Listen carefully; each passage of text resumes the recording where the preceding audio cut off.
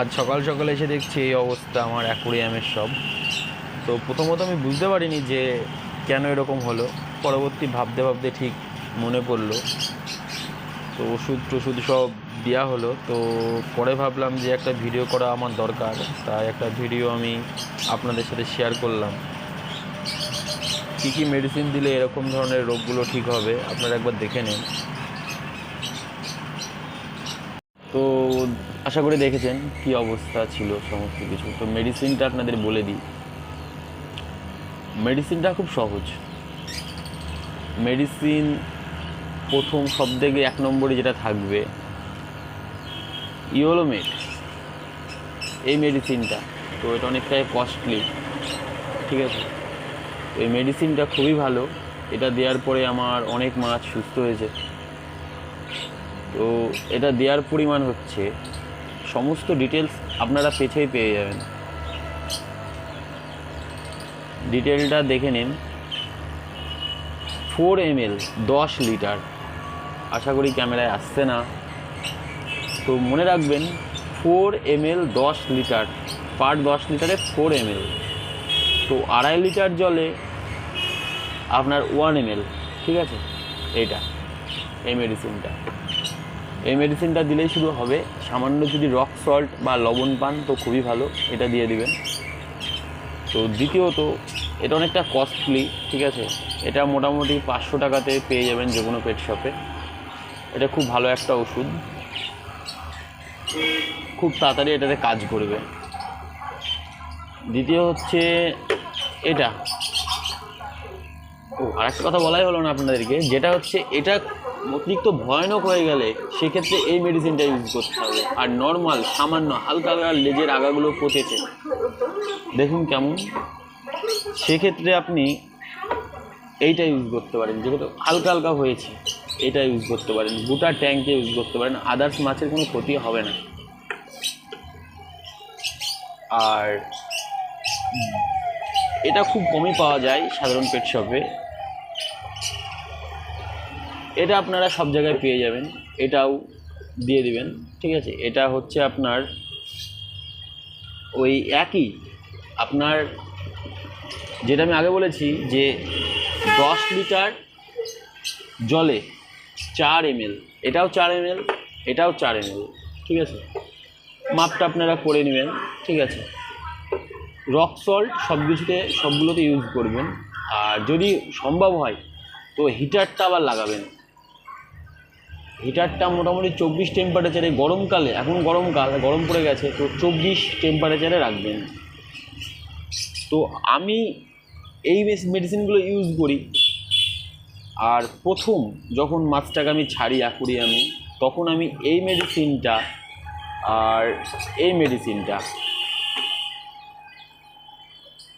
এই দুটো মেডিসিন ঠিক একই প্রসেসে আমি দিই। এইটা আমি মোটামুটি 15 দিন পর পর ইউজ করি।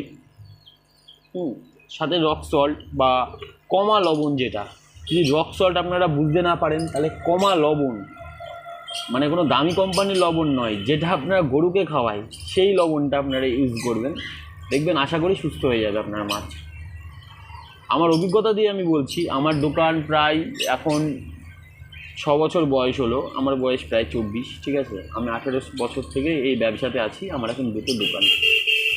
তো এরকম হয় না আমার সাথে, তো এবার হয়েছে। এর কারণটা আমি বুঝতে পেরেছি খুব ভালোভাবে।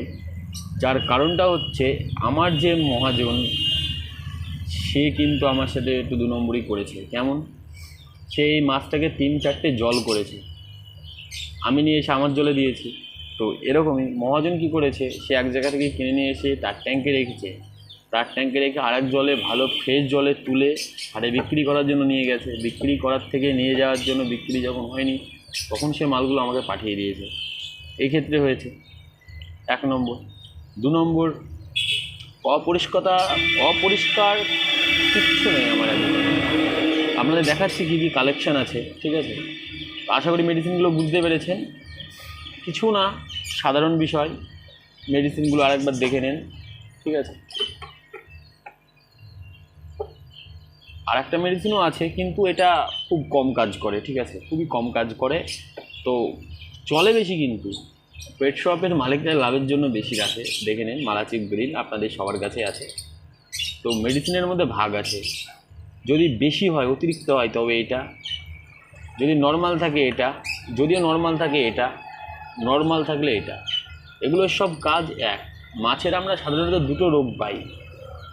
1 নম্বর রোগ হচ্ছে যেটা সাবুর দানার মতো গায়ে পড়ে, জায়গায় জায়গায় ছোটো ছোটো ছোটো দানা, ওটা হলে খুব সহজেই রিকভারি করে ফেলতে পারি।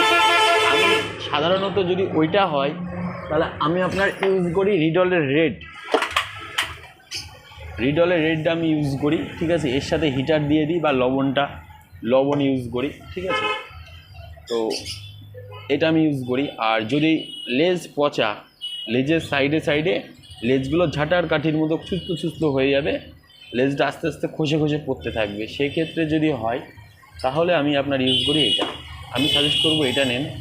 যদি আপনাদের কাছে না থাকে, মানে বাজেট অনেকটাই দাম, এটা কস্টলি, ঠিক আছে, সেক্ষেত্রে আমাকে পেট শপে যেয়ে বলুন যে আমাকে খুলে দেন দাদা, 5 টাকা অন্তত বাঁচায়।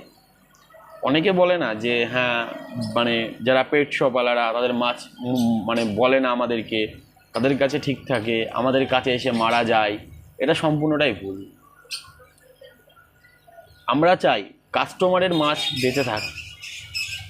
আমরা যথাসাধ্য চেষ্টা করি। কাস্টমার অনেক রকম প্রবলেমে ক্রিয়েট করতে হয় আমাদেরকে, যেমন হচ্ছে মাছ কেন মরলো তুমি এসে বলো। তো আমরা সেক্ষেত্রে বলি যে দাদা দেখুন, মাছের জলটাকে স্বচ্ছ রাখতে হবে, ক্লোরোফিল মুক্ত মাছের জল দিতে হবে, পুরো ক্লিয়ার জল দিতে হবে, স্বচ্ছ রাখতে হবে। ফিল্টারটাকে প্রায় 3 দিন পর পরিষ্কার করলে ভালো। ফিল্টারেশনের যে ব্যাপারটা খুব ভালো রাখতে হবে। একটাই মেডিসিন আমি সাজেস্ট করব, যদি আমার কাছে কেউ সাজেস্ট চাই তাহলে এটা। এগুলো সাধারণত আমি বিক্রি করার জন্য রেখেছি, আমি এটাই বেশি ইউজ করি, এর সাথে কিছুটা লবণ আর সাথে হিটার। তো আশা করি ভিডিওটা বুঝতে পেরেছেন। আমি খুব নতুন এবং ভিডিও বানাতে হয়তো পারি না, তাই যদি ভুল ত্রুটি হয় ক্ষমা করবেন আমাকে অবশ্যই। ধন্যবাদ। ভালো লাগলে চ্যানেলটাকে সাবস্ক্রাইব করবেন। আমি খুব অল্প দিনে শুরু করেছি, তো রেসপন্স পাচ্ছি কিছুটা হলেও, আপনারা একটু হেল্প